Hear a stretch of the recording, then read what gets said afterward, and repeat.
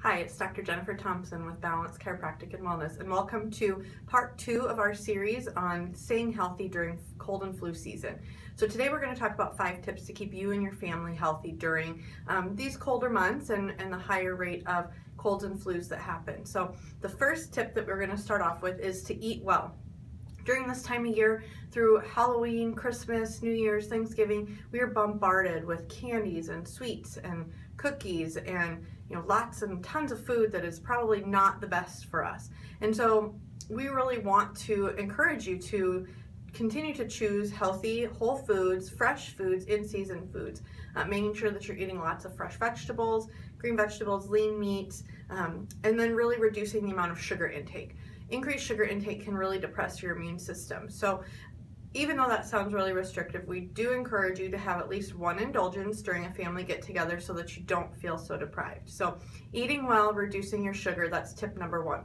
Tip number 2 is move well. During the colder months, we all tend to become a little bit more homebound, a little more sedentary. We're not getting out, we're not doing the summer activities and the spring activities that we generally enjoy doing. So that really helps to depress that immune system as well. We don't get our blood flowing, we're not moving, and that can depress the immune system.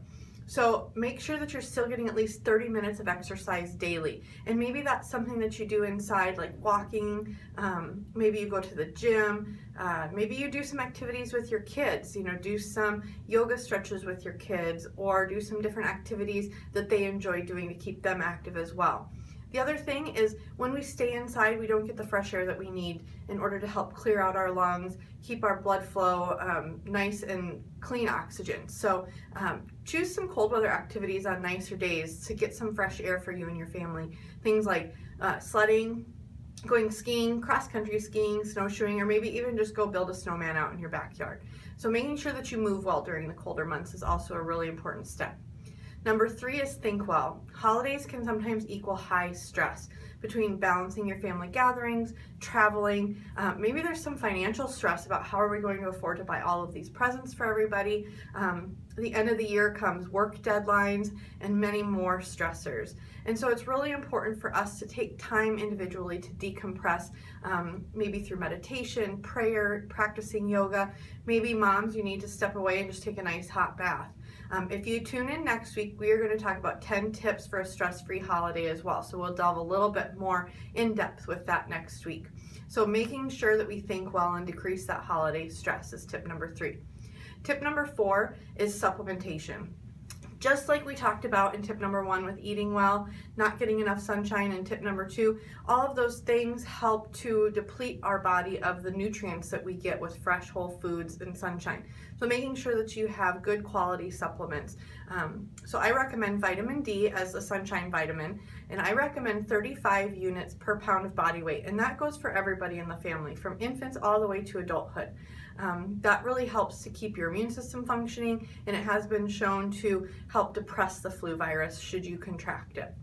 The next supplement that I recommend is magnesium. A good quality magnesium like Natural Calm, which is a powder form you mix in water. It can help manage stress, helps to promote good sleep habits and muscle function. Probiotics is a huge one, especially when we have high sugar content, bad food choices, we're not eating as well. We need to keep that gut health very, very strong. We also know that the majority of our immune system resides in the gut. So keeping that gut health really strong is going to help increase the immune function. I really like elderberry extract, and that is something that I give to my entire family. I buy it in a gummy form, and it has a lot of vitamin C and antioxidants, and again, studies are finding that elderberry extract does combat the flu virus as well. So tip number 4 is supplementation with good quality supplements. I do recommend buying them either through us or through a health food store such as Campbell's or Whole Foods locally. And tip number 5, which I think is the absolute most important, is chiropractic care. Because when you have a healthy functioning nervous system, you have a healthy functioning immune system. A chiropractic adjustment can increase your immune function by 200% post-adjustment.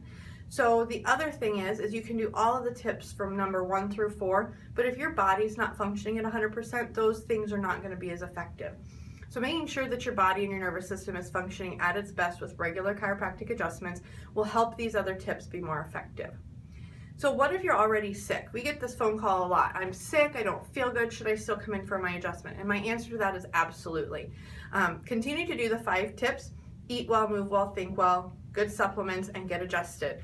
We encourage you to come in unless you are physically ill or have a really, really serious illness that is highly contagious. Don't cancel your chiropractic adjustment. If you're running around with a cold or the flu, come in, get adjusted. It'll help your body heal and function. So I hope that these tips are helpful for you to keep your family happy and healthy, and we wish you the happiest and healthiest of holiday seasons. Thanks, and have a great day.